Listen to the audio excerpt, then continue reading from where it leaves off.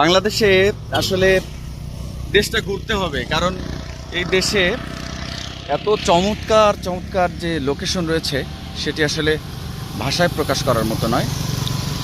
খুবই নান্দনিক বা মাল্টি ডাইমেনশনাল ল্যান্ড বাংলাদেশের। কোথাও উঁচু নিচু পাহাড় টিরা বেষ্টিত এই বাংলাদেশটা সুজলা সুফলা, অনেক চমৎকার। আমি এটি এখন যে জায়গাটিতে দাঁড়িয়ে আছি এটি হচ্ছে চট্টগ্রামের হাটহাজারী উপজেলার কাছাকাছি। একেবারেই পুরো এলাকা পাহাড় অরণ্যে ঘেরা, এবং এই এলাকাটি একটু পাহাড় বেষ্টিত একদিক দিয়ে, অন্যদিক দিয়ে সেনাবাহিনীর কন্ট্রোলে বা নিয়ন্ত্রণে, সেনাবাহিনীর তত্ত্বাবধানে এই জায়গাগুলি, যার কারণে খুবই খুবই চমৎকার, যা দেখলেই সত্যিই মন জুড়িয়ে যায়।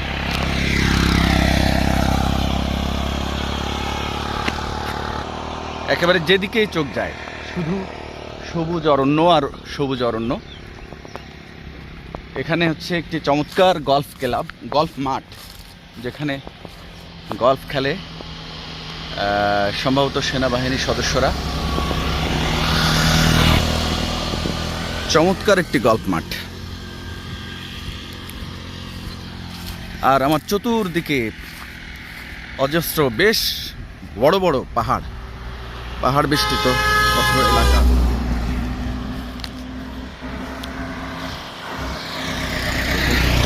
কত চমৎকার গল্ফ মাঠ দেখলে আসলে মন চাই যে মাঠে গিয়ে একটু দৌড়াদৌড়ি করি। গল্ফ খেলতে পারি বা না পারি সেটা বিষয় নয়, দেখলেই ভাল লাগে। আমার দুই পাশে পাহাড়, প্রচুর পাহাড়, মানে এক কথায় আপনি যেদিকে তাকাবেন শুধুই সৌন্দর্য, দারুণ প্রকৃতি, দারুণ প্রকৃতি।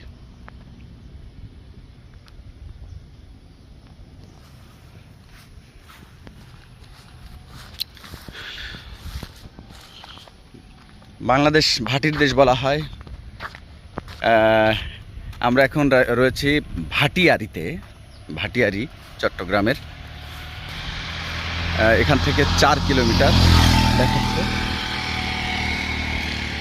খুবই চমৎকার পাহাড়, একেবারে পুরো এই এলাকা জুড়েই প্রচুর পাহাড় অরণ্যে ঘেরা, এবং এই পাহাড়ে প্রচুর